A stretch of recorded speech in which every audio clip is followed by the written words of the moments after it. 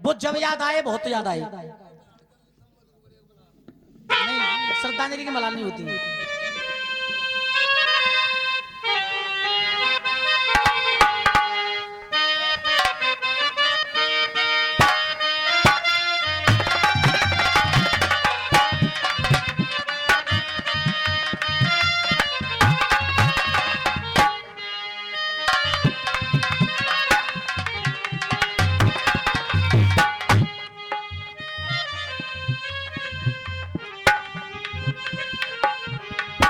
आदरणीय दादाजी, हाँ बेटे, अभी एक और राउंड आएगा, मैं नाच ही दूंगा, टेंशन मत लो।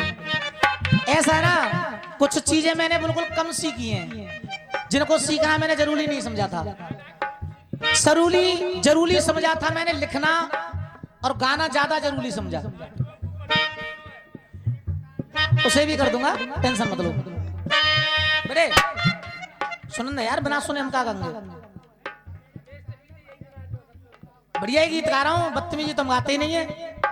लिखा है फिल्म वालों ने,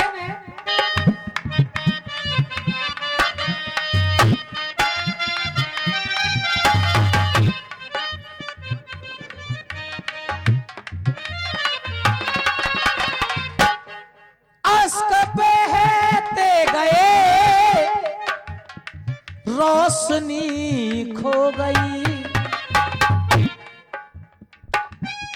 समा चलती रही,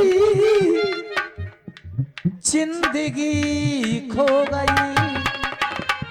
कई बार हमसे धोखा हुआ है, चले आ रहे हैं वो नजरें झुकाए। वो जब याद आए, वो जब याद आए, बहुत याद आए।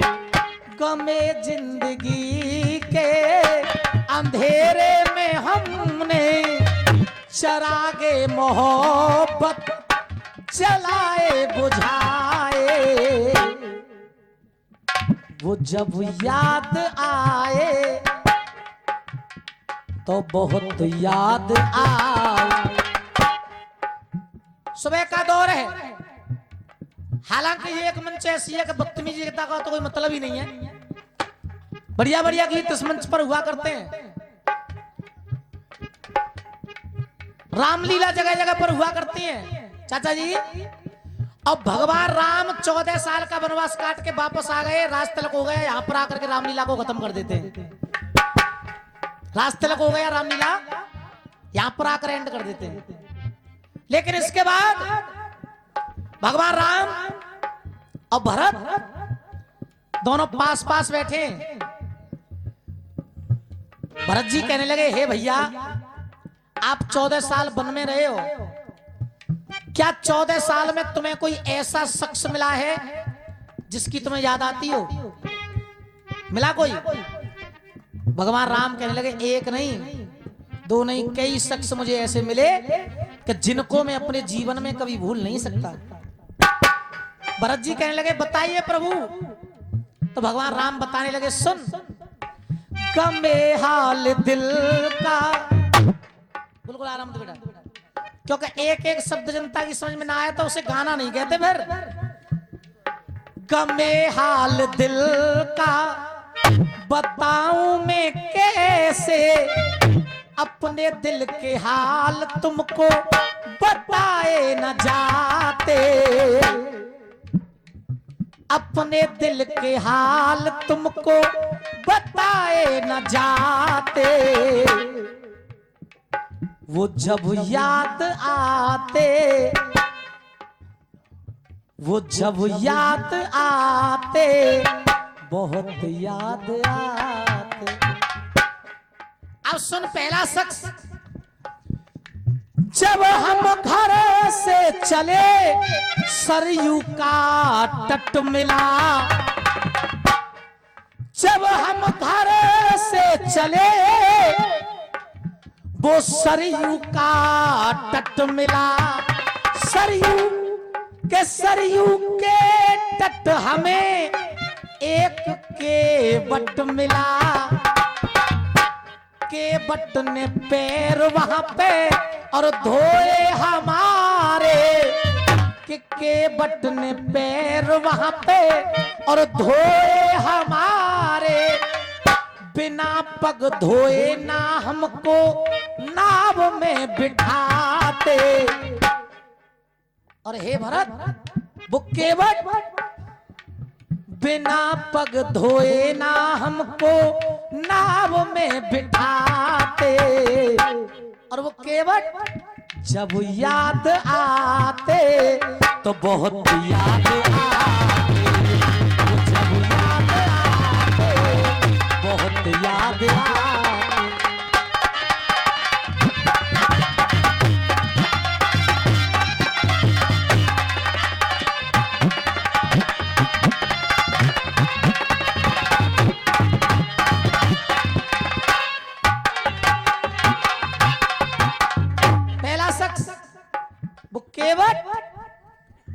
केवट जैसा मुझे कोई नहीं मिला।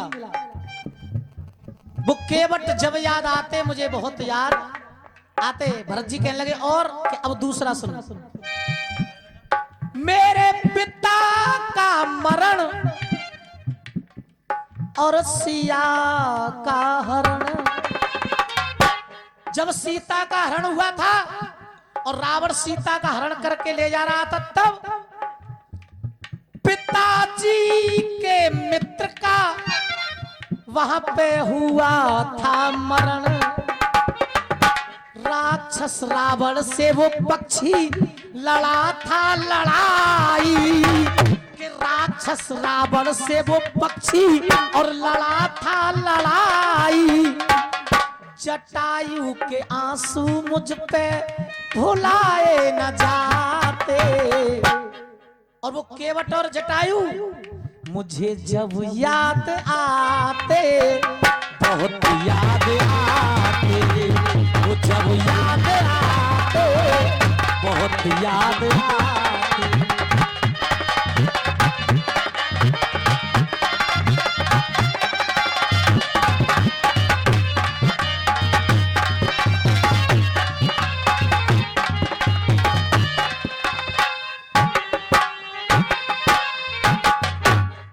आदरणीय दादाजी, वो दोनों शख्स, एक तो केवट मुझे जब जब याद आते हैं बहुत याद आते हैं, और वो जटायु जिसने अपने प्राणों की चिंता नहीं की और सीता को बचाने के लिए उस रावण से लड़ बैठा।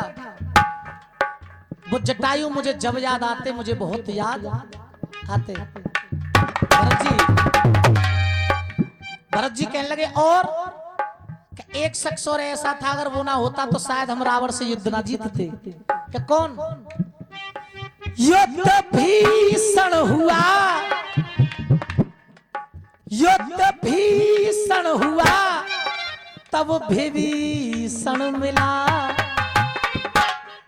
बनाया वो लंका का राजा, मुझको नहीं है गिला। जैसे जैसे विभीषण ने और हमको बताया, जैसे जैसे विभीषण ने और हमको बताया, वैसे वैसे ही रावण पे तीर हम चलाते। जैसे जैसे विभीषण ने हमको बताया, वैसे वैसे रावण पे तीर हम चलाते। और वो विभीषण मुझे जब याद आते बहुत याद आते। अब अंतिम शख्स और बचा, और मेरे गीत का भी अंतिम बंद। भरत जी कहने लगे और कि एक शख्स तो ऐसा था कि अगर वो शख्स नहीं होता तो मैं लौट करके अयोध्या में वापस नहीं आता, अयोध्या के वासियों को अपना चेहरा नहीं दिखाता, और मैया सुमित्रा के सामने तो मैं बोल भी नहीं सकता था अगर वो शख्स ना होता। कि कौन? बताने लगे भगवान राम, सुन। विपत्ता ऐसी पड़ी वो विपत की घड़ी, विपत्ता ऐसी पड़ी वो विपत की घड़ी, लौट के मैं वापस ना, लौट के मैं वापस ना अयोध्या में आता, जो सुसैन वैद्य बूटी का पता ना बताते, लौट के मैं वापस ना अयोध्या में आता, सुसैन वैद्य बूटी का। जब लक्ष्मण के शक्ति लगी, अगर सुसैन वैद्य नहीं होते, लौट के मैं वापस ना अयोध्या में आता, जो सुसैन वैद्य संजीवनी का पता ना बताते।